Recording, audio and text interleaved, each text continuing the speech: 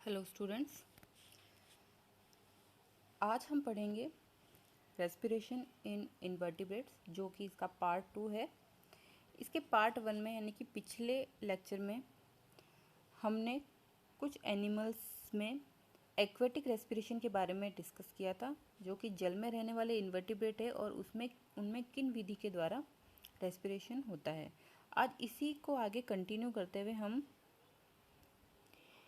Anaerobic respiration के बारे में पढ़ेंगे और कुछ एनिमल्स जैसे कि स्टारफिश, जिनके अंदर पाए जाने वाले रेस्पिरेशन की प्रोसेस के बारे में अध्ययन करेंगे। सबसे पहले हम देखते हैं कि एनएरोबिक रेस्पिरेशन क्या होता है। एनएरोबिक रेस्पिरेशन या अवायवीय श्वसन ये उन एनिमल्स में पाया जाता है या उन प्राणियों में पाया जाता है जो कि एंडोपैरासाइट के रूप में किसी होस्ट के शरीर में रहते हैं। अब क्योंकि ये बाह्य वातावरण की वायु या किसी जल के संपर्क में नहीं आ सकते हैं, इसलिए इन्हें रेस्पिरेशन के लिए मुक्त ऑक्सीजन उपलब्ध नहीं हो पाती है।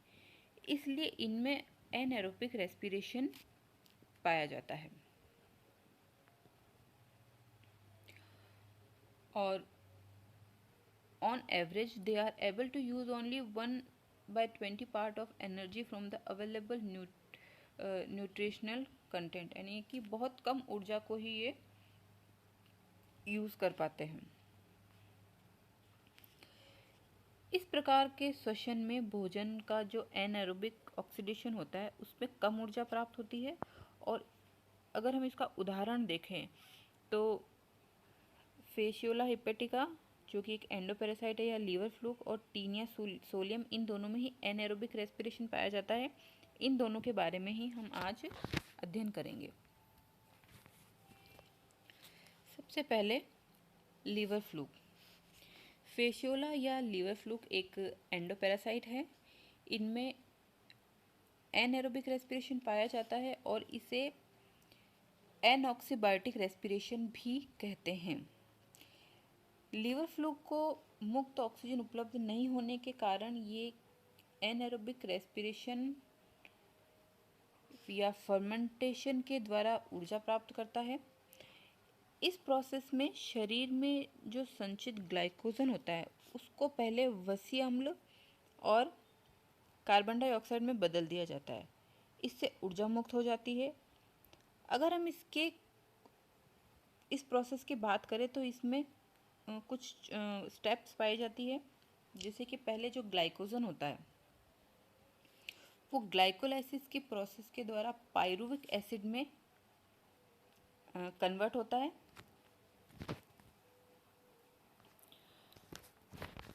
फिर पायरुविक एसिड को कार्बोक्सिलेशन के द्वारा कार्बन डाइऑक्साइड और एसिटाइल ग्रुप में बदल दिया जाता है। अब ये जो एसिटाइल समूह है वो कोएंजाइम ए से क्रिया करके एसिटाइल कोएंजाइम ए का निर्माण करता है और इस तरह से इसमें जो उत्पन्न एसिटाइल कोएंजाइम ए वसीय अम्लों में रूपांतरित हो जाता है।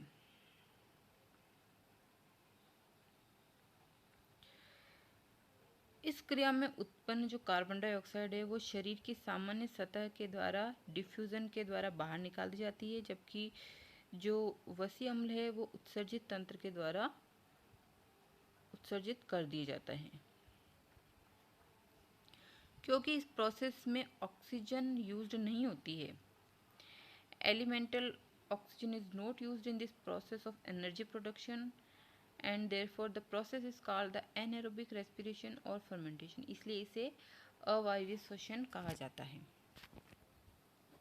अब इसी प्रकार के एक और सदस्य जो कि है टीनिया सोलियम या टैपवर्म, ये भी एक एंडोपेरासाइट होता है और इसमें भी एनाएरोबिक रेस्पिरेशन पाया जाता है।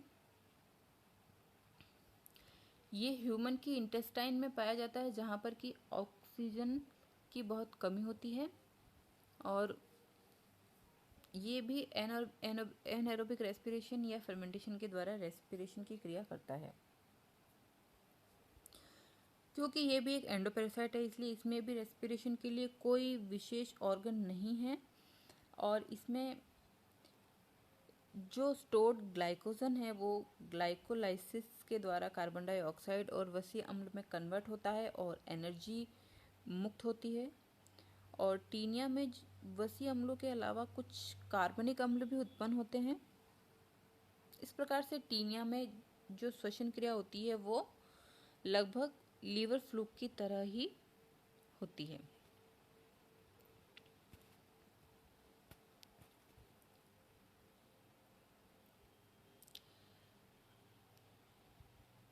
इसमें ये कार्बनिक अम्ल यानी कि लैक्टिक एसिड या एथेनॉल के अंदर ये इसको कन्वर्ट करता है और जो एनर्जी होती है वो एटीपी के रूप में यहाँ पे संचित होती है। It does not use a lot of energy, so anaerobic respiration allow them to fulfill the energy requirement for metabolic process. इस प्रकार से इसमें कुछ जो इमेच्योर प्रोग्लूटिड्स है उसमें एरोबिक रेस्पिरेशन हो सकता है, परंतु जो एंड प्रोडक्ट है या the end product of aerobic और anaerobic respiration namely carbon dioxide diffuses out of the body through the normal surface while non fatty acids are removed from the body through the excretory system. जैसा कि अभी अपने इसके बारे में बात की थी, जो कार्बन डाइऑक्साइड होती है वो तो इसकी बॉडी सरफेस के द्वारा बाहर विसरित हो जाती है और जो नॉन फैटी एसिड होते हैं वो इसके उत्सर्जन तंत्र के द्वारा रिमूव कर दिए जाते हैं।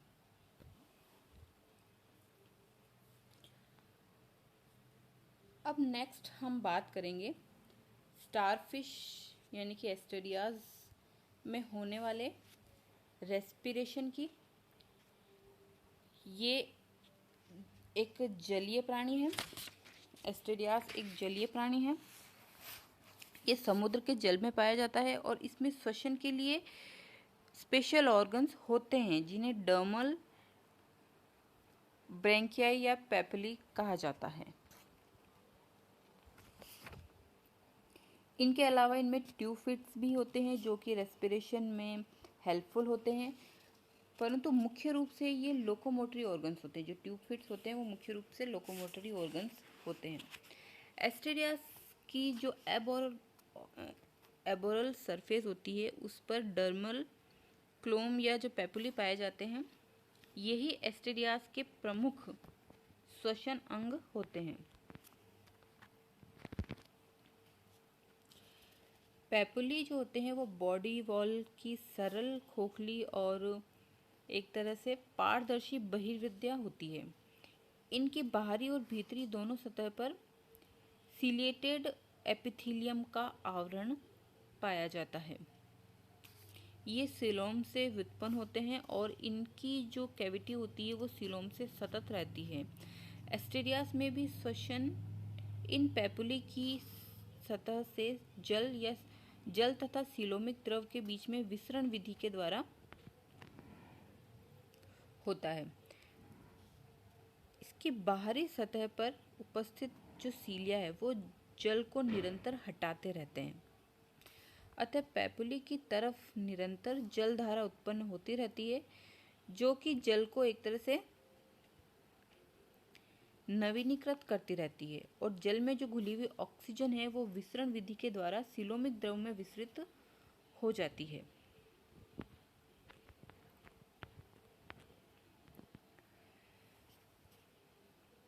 पेपुली के भीतरी सतह के जो सीलिया है वो सीलोमिक द्रव को हटाते हैं और यह जो द्रव है वो ऑक्सीजन का शरीर के अन्य भागों में वितरण करता रहता है और जो कार्बन डाइऑक्साइड को एकत्र करके श्वसन की सतह तक लाता है जहाँ से कि ये पुनः विसरित कर दी जाती है।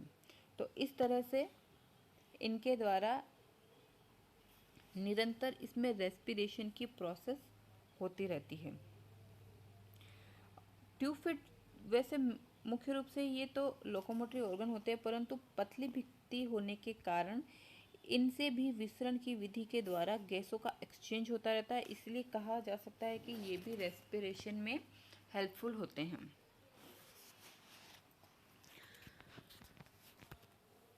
तो इस प्रकार आज हमने इसमें इन्वर्टिब्रेट्स में कुछ इन्वर्टिब्रेट्स में होने वाली रेस्पिरेशन की प्रोसेस के बारे में पढ़ा।